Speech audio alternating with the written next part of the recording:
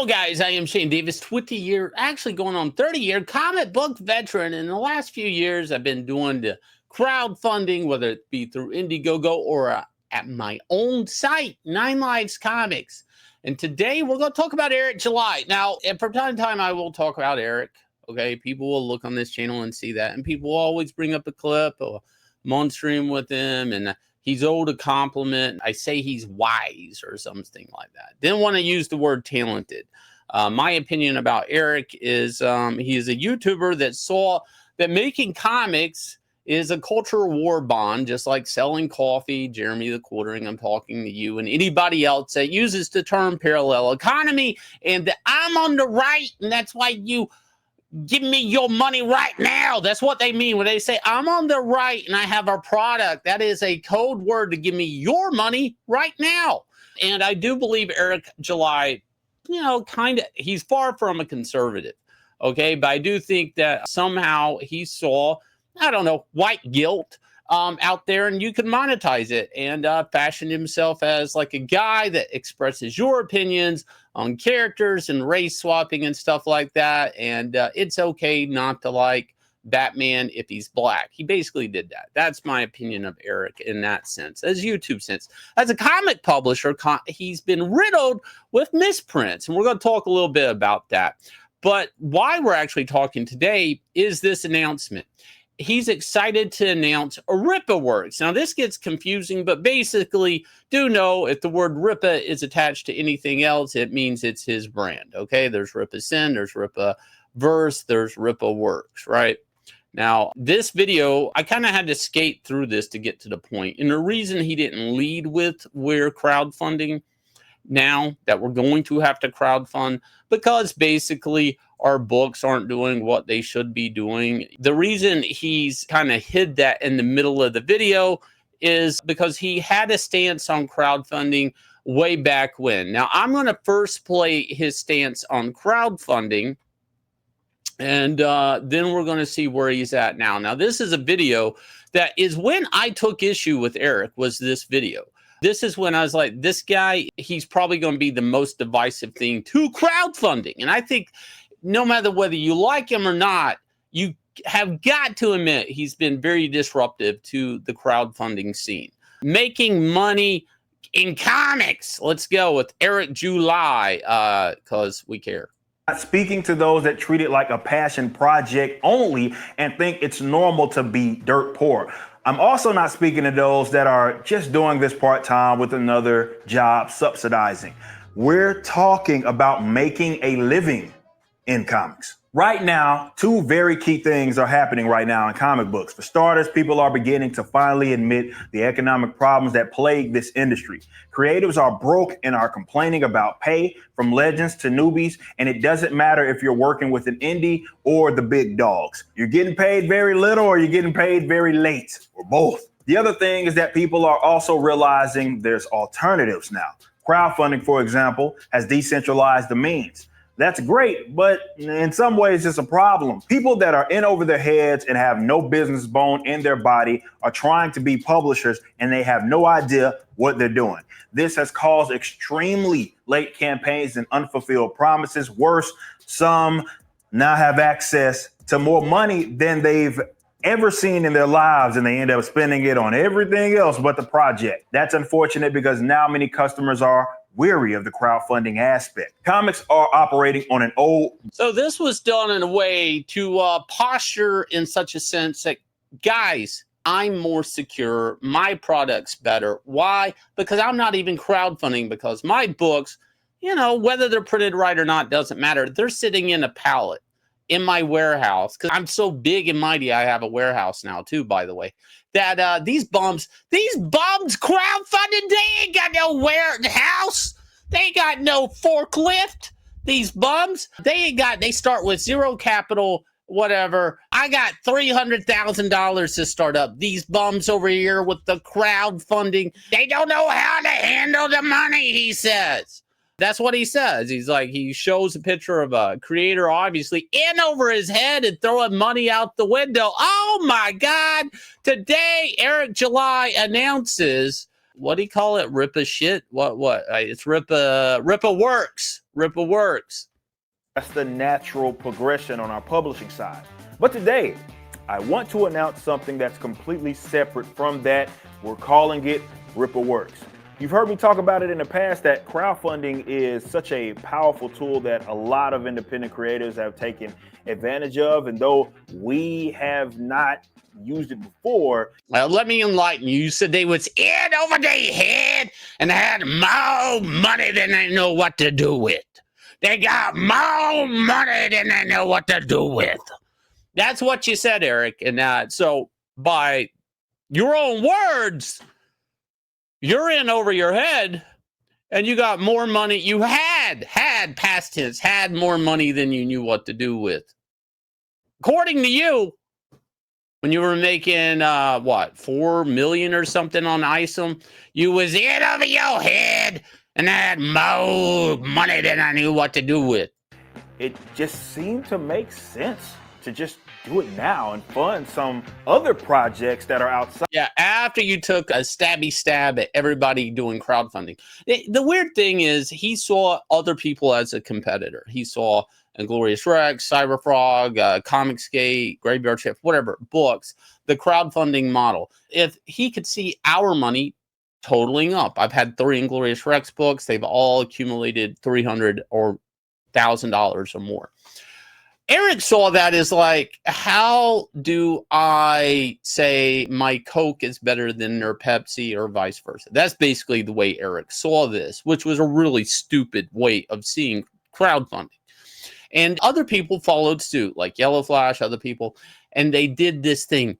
My book's already done. You don't have to wait on it. That was that sales pitch for any comic he was selling. It wasn't like the origin of Horseman, his motives, his goals, Yaira, it wasn't even ISOM superpowers. It wasn't that.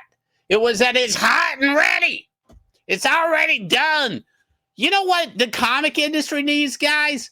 Books that are already done, because you can't find books that are already done at your Barnes & Noble, at your local comic book shop. He treated it like it was like, I don't know, water in the desert. That you watching him or just buying independent comics, that you guys are so hungry for comics that you're in the desert, just comics. I don't care. I need a shitty comic. Shitty comic. I'll take any comic, no matter how shitty it is. Oh, the spreads don't line up. I take it. I want 5. Put 5 covers on that book that don't line up. That's how he treated you guys. And now, when it's, convenient for him to need, when his finances are down, the money's probably ran through. And guys, I have to point out, it's the end of the 4th quarter. Okay, we're in the end of the 4th quarter. He can already project what his earnings are for the rest of the year. Pretty soon, his accountants are going to have to shut down to do W-2s and taxes and all of this stuff. So you might as well say it's already over. For the year, he knows what his year looks like pretty much. And it's time to reposition to survive making anything in 2026. Out of the comic books that you want to see. That way we get to maintain full control. We bring you along the way, and we're not like selling off assets to external sources. So RippaWorks is this brand new initiative, and it's designed to test and fund ideas that go beyond our core comic book releases. You've seen even companies that are massive rely on this. This is the hypocrisy here. And you're going to see this happen on Twitter, and you'll see me get attacked for this. But Shane, this is different. He's not crowdfunding for a comic. I don't give a fuck. I'll tell you right now, I don't give a shit. Okay? Because the reality is, whatever you're crowdfunding, people are either starting off in debt, in the hole, when they launched a project. Well, even if it's a concept, even if it's only 3 pages and a cover. I've had many people crowdfunding campaigns anywhere between $5,000 on my channel to millions of dollars on my channel. Okay, I have seen multitude of people. When you talk about crowdfunding, the idea is you are pre-selling an idea. And if people back it, that's great. Now you can make it possible, or you just go in less debt because you're already selling it before it's even made. And the world of comics, in everything, to me, crowdfunding is probably one of the most groundbreaking things that's ever happened to entrepreneurs. Why? Because basically you're letting the market decide if your product can be made. And you're not having to go take out bank loans. You're not going out there having to take them out, look for investors. You may have to find some money to start up the product to get some sort of concept of this product done, or a toy or something like that. It becomes more expensive.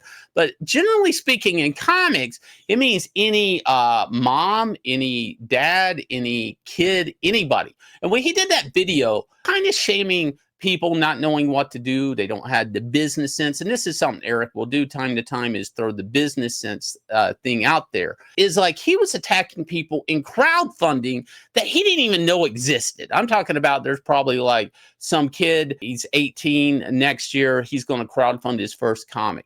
Eric don't know that guy, but he was already shitting on the crowdfunding thing. So crowdfunding for Eric is bad for business, buy my product. But the minute he needs to crowdfund, then it works for him. It doesn't matter if it's a video game. It doesn't matter. A video game for him being hard to make, it could be equally hard for somebody to make their first comic, okay, financially. It doesn't matter. You can't say it's okay to crowdfund one thing, but not this thing. It's everything, any product, anything that is there for cash. And if people want it, you're able to crowdfund it. I don't care if it's a live action movie. I don't care what it is, a video game, a toy, a comic, anything. If it has a price tag to it, you should be able to crowdfund it. Now, of course, there's things like the FDA and stuff that they're going to stop you from crowdfunding things that can be consumed. That's a different subject, but you get what I'm saying. The hypocrisy right now of Eric July in all of this is funny. It is funny, Eric. This is funny.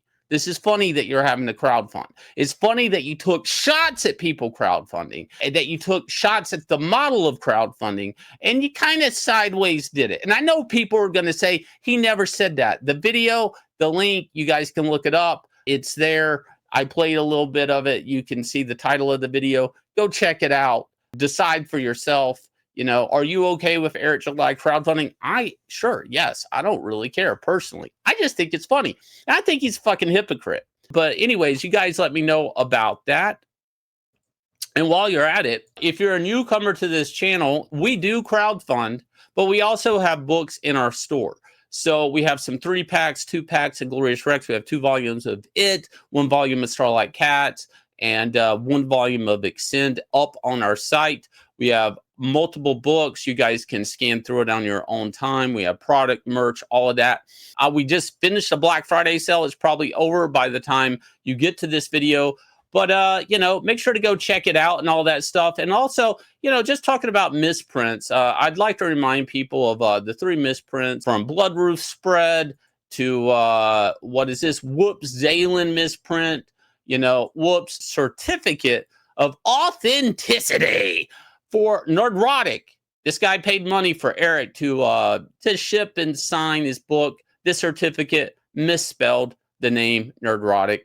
Misspelled the name Nerdrotic. This guy fashions himself as this business player, as this know-it-all. And honestly, he should self-reflect. He'd have less shit being misprinted. If you guys will hit like, subscribe, smash that button. Let me know your thoughts below in the video, and I'll catch you guys again with another video.